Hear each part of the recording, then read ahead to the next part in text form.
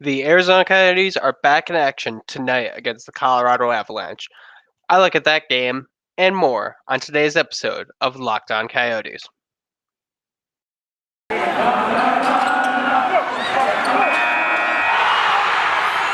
You're Locked On Coyotes, your daily podcast on the Arizona Coyotes, part of the Locked On Podcast Network, your team every day.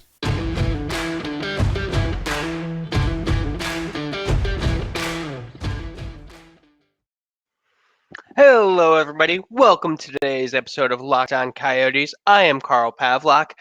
Robin is unfortunately still unable to join us. She's still dealing with some personal issues, but we have a game tonight, so I wanted to make sure that I record an episode for you guys, just to kind of give you a little bit of update about where things are with the Coyotes. It's been a bit of a quiet week, but things are definitely starting to pick up. This will be a busy month for the Desert Dogs, so plenty to talk about today. Before we do that, I do want to thank everyone for making Locked On Coyotes your first listen of the day. I'm hoping to get this one out early enough so you can still get it on your commute. But as we prepare for a game today, especially a good thing to know where things are at for the Coyotes. And yeah, let's talk about that. The Coyotes are just about over with their homestand. They have 2 games left. On Saturday, they will be facing the Ottawa Senators. But before that, they need to face another tough team, the Colorado Avalanche, a team that right now has played a lot in the Coyotes' current path. I really noticed the Coyotes rebuild mentally began in the Coyotes the last time they went to the playoffs. They were in the bubble. They beat the Nashville Predators to play in, and then just got absolutely trounced by the Colorado Avalanche. Really seemed to break the team's spirit going in. And there was another year before the rebuild began in earnest. There was one final year on Tockett's head coach contract, and it seemed like they just yeah, let's see what you can do. And not much. Team didn't make the playoffs. And yeah, you could make a very real case that the rebuild started with the loss to the Colorado Avalanche in the playoffs, and then thing just kind of came through from there. But I mean, that's not to say that the Coyotes are absolutely without hope tonight, because they have had some limited success against the Colorado Avalanche. Last game, especially, they managed a 3-2 win in the shootout, and it was, you know, not the best game. One of the things that I'm always struggling to do, whether writing on Five for Howling or talking with Robin, is trying to figure out what the Coyotes need to do to win, because so often it looks like the team needs to be picture perfect. Like, they can't make mistakes. They can't allow their opponents to capitalize on mistakes. Like, just play a full 60 minutes, all the hockey cliches. I'm sure you've heard me say them. I'm sure you've heard everyone say them. But that's not always the case. The Coyotes have definitely found success where they have taken full periods off, where they have given up massive chances to the other side. It really can vary. And I do think that the Coyotes' last win is kind of one of those games where they didn't necessarily play their best hockey, but they found a way to win somehow. Um, they they weren't badly outshot in the first period, but they were pretty outshot, 10-6. They did not get the tying goal until 38 seconds left in regulation, which I don't like that. I don't like that at all. Very rarely do we see the Coyotes get any kind of real offense going with the pulled goaltender, and it's definitely a desperation move. I don't like the idea of it going to that final minute of regulation, but it does kind of show one of the good things that I like to see in the Coyotes this year. They do seem to play better when they're trailing in the third period than trying to close out a game. And I don't know if that's just because they don't, they're not used to having that. It's a rare situation for them. I don't know if they're just like, you know, playing to playing to not lose versus playing to win when they had the lead. Speaking of cliches, that's another one. I don't know what it is, but the Arizona Coyotes need to find a way to kind of just get everything going. If they're going to take a period off, make sure that they don't let their opponents score a bunch of goals on them. The first period seems to be the best one for them to take off, especially lately. But definitely should look to avoid doing that at all. But they've beaten the Avalanche before. They've beaten some tough teams before, like not just the Colorado Avalanche. They've gotten wins over the Toronto Maple Leafs, the Winnipeg Jets, like solid wins this season. But they're going to need to find a way to do that again tonight. And can they do that? I don't know. I really don't. I do think that the Coyotes definitely cannot be counted out. I liked what they did against the Golden Knights, last week, but I don't know if they can replicate that success. That's a big problem with the team this year. Like they do good things, but it's just not replicable. Like they can't do it consistently. But it'll be an interesting matchup, especially for something that we're going to talk about in the next segment. But first, I do have a real quick message from our friends at Bet Online. Football might be over this season, but basketball is in full steam for both pro and college hoops. For all the latest odds, totals, player performance props to where the next fired coach is going to land, betonline.net is the number one spot for all your sports betting needs. BetOnline remains the best spot for all your sports scores, podcasts, and news this season. And it's not just basketball. BetOnline.net is your source for hockey, boxing, and UFC odds, right down to Olympic coverage and information. Head over to the website today or use your mobile device to learn more about the trends and action.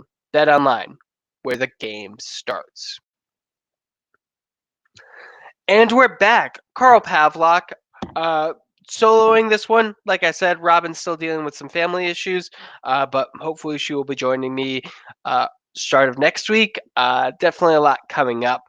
And I do want to just make sure if you're listening to this, check out Lockdown Now. If you're looking for a podcast after this one, don't want to look at the news too much or doom scroll through Twitter like I'm trying to avoid doing, check out Locked On Now.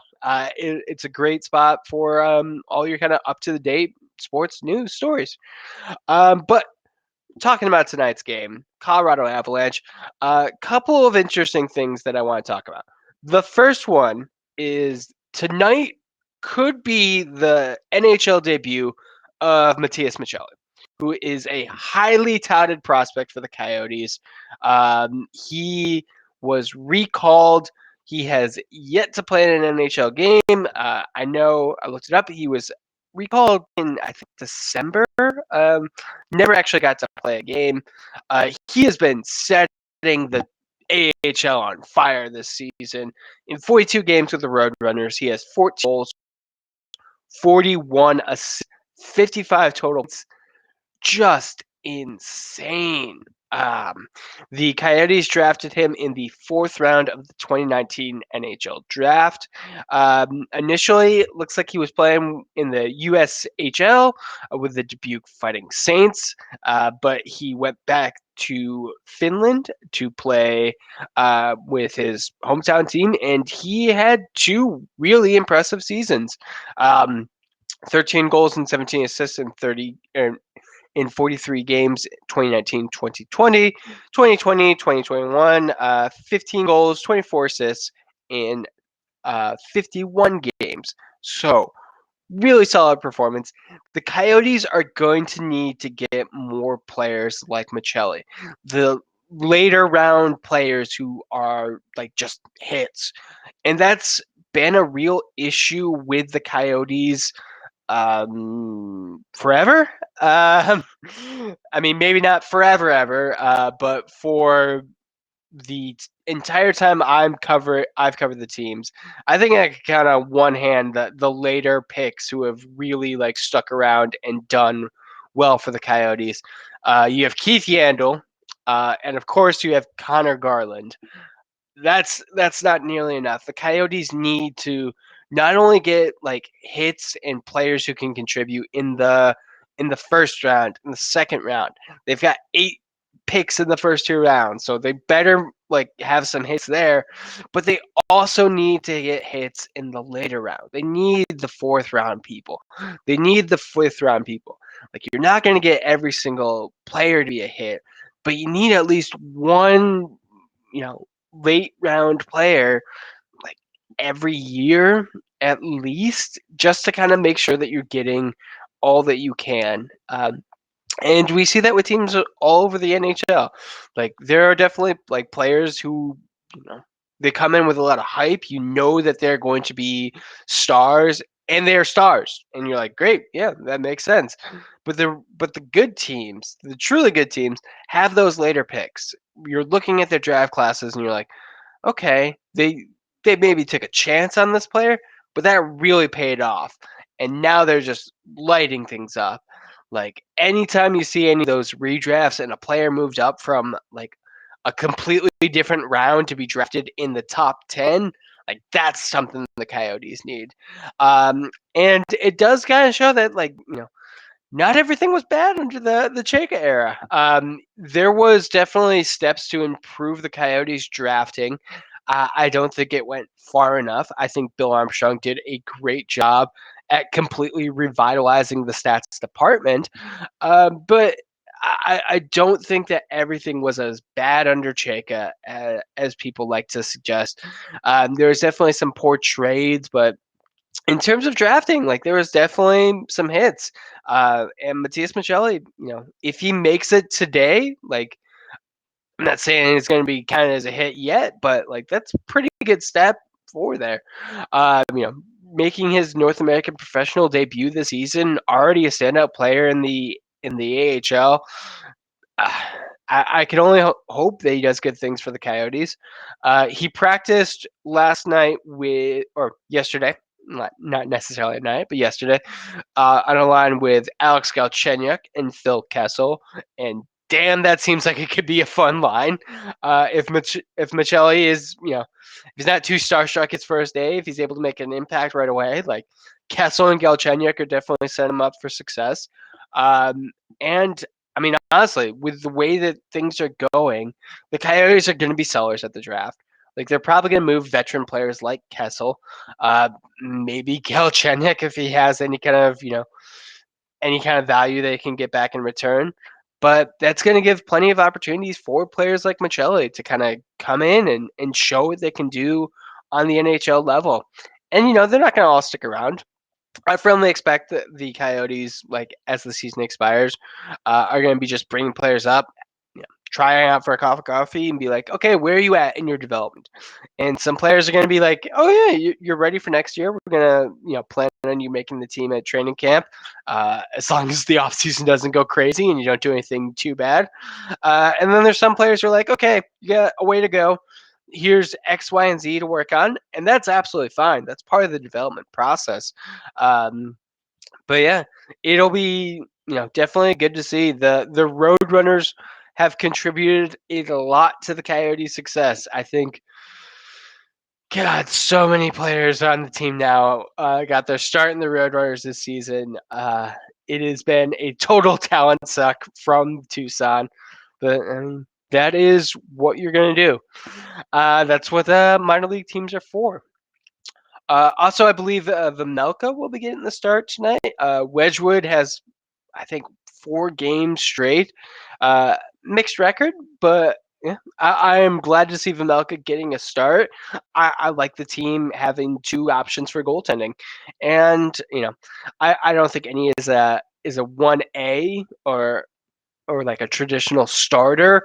I think the role needs to be shared by how the players are doing in practice, how they're doing in games, and yeah, I'm fine with Veggie getting the start, and let's see what he can do against the Avalanche. We're gonna finish up the preview, but just another quick word from our sponsors. Hey everybody, again, thank you for listening. This is Carl Pavlock joining me for a solo episode.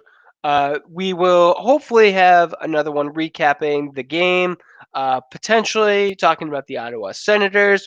Not sure how that's going to work. And then, like I said, hopefully Robin will be looking to return to us next week. Not sure about that. Still a very fluid situation, but we will keep you posted. Want to just go over the final segment? Something that we always like to talk about. Just gonna try and do it by myself. I am not the gambling expert. That is tend to be Robin, but you know, I, I like to think I've absorbed a little bit in our conversations this year, and hopefully this will be some good information for you. The Colorado Avalanche are definitely 1.5 favorites going into tonight's game. They it is plus 322 on the money line, plus minus 371 for the Avalanche. Over under, surprisingly, it's 6.5. It's plus 101 if you bet the over, minus 111 if you bet the under. I am very interested in this one because the Coyotes have been scoring more goals lately. So if this was like 5.5, I would comfortably say go and bet the over. But that's not the case. 6.5. It's higher than we tend to see. The Avalanche are also a high-scoring team, so it makes sense to continue with that over. But when you look at the last game these two teams played, it was a 3-2 shootout win by the Coyotes. I don't think that is necessarily replicable. Like I don't think that every game is going to be a shootout match between the Coyotes and the Avalanche. But the Coyotes this year are definitely built a little bit different.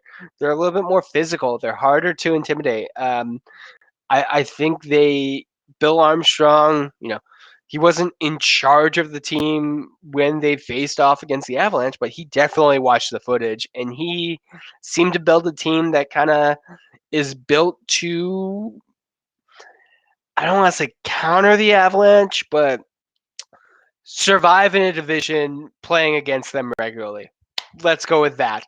That's a nice way to say it because I don't necessarily see the Coyotes as big, survivors against the Avalanche. I think they're a team that can counter, but they're still bad. The Coyotes are a bad team. You should very rarely bet that the Coyotes are going to win a game because more often than not, it's just not the case. But this specific game, I don't know. I I don't know. I am always the type of person who's like, the Coyotes could win any game because it's hockey. Teams can win every game of hockey. They just don't, and they lose more often than not. But we see plenty of fluke wins. The Coyotes' last win was definitely a fluke win. A shootout win, you know, those basically coin flips if you believe the adage. And the fact that the Coyotes didn't tie things up until the final minute, like, that's not something I want to see them do a lot. Um, but for this one, I don't know. I'm thinking under. I'm thinking this one is a 3-1 Coyotes loss. Um, I the Coyotes offense, like I said, it's been better lately, but it's still very hot and cold. It's still not something that's reliable. I don't want to necessarily plan on the Coyotes having their offense show up because that's just a recipe for disappointment most games. And I do think the Avalanche are going to come and have a very strong game against the Coyotes. When I was writing the preview for Five for Howling, the Avalanche went from that shootout loss to the Coyotes. They had over a week off, and then they beat the Tampa Bay Lightning 3-2 without trailing a single time in that game. Uh, and I feel like that is the difference between a team like the Coyotes and the Avalanche. The Avalanche lost to the Coyotes, and they're like, nope, don't like this. Don't want this to happen ever again. We are going to have a statement game. Screw the rest versus rust spectrum. It is going to be all rest. We are going to be very prepared for the next game. And they were. They came out huge against tough competition, and they pulled out a win over the Lightning. Now, am I saying that the Avalanche, early last month, like circled this game on their calendar and they're like, revenge, we are going to prepare for this one. I don't necessarily think so. I don't think the Coyotes are in the Avalanche's head that much, but I do think the Avalanche, like they can get psyched up for a game. They know what the stakes are. They know what season they're having. They know what kind of team they are, and they are going to be, like all today. Like we gotta get them. We can't let the Coyotes, you know, think that they can beat us. We can't let teams think that the Coyotes can regularly beat us. We can't let teams kind of know because that's got to be embarrassing. Like the Coyotes are not a team that you want to lose to a lot. And yeah, one of the rare times I bet against the Coyotes, or think the Coyotes are gonna lose, and I think it's gonna be a pretty decisive loss for them. So yeah, 3-1 Coyotes. That's my prediction. Bet how you like. If are interested in the point spread, if you're interested in the over under, I say in the under. Um, and I'm saying that the Avalanche are going to win by 2. So take all that for what it's worth. Remember to gamble responsibly if you do choose to gamble. Honestly, this one seems like an easy bet for you, but like I said, last time these two teams met, things did not turn out how you would expect. Anyways, that's going to finish it for me. I want to thank everyone for taking the time to listen today. Thank you for sticking with us. I do hope that Robin does return soon. Like I said, just some family issues right now. Nothing too serious. Nothing that you need to be concerned about for her, but definitely, yeah, if you like what you heard, feel free to give us a follow. I am personally at Carl Pavlak FFH. You can also follow at LO_Coyotes. Find us on Instagram. Find us on Facebook. You can find the podcast wherever you get podcasts. We are also on YouTube. So feel free to like and subscribe to the YouTube page as well. Hope you have a good day. Hope you enjoyed tonight's game against the Avalanche. Hope you're staying safe out there. And don't forget to howl on.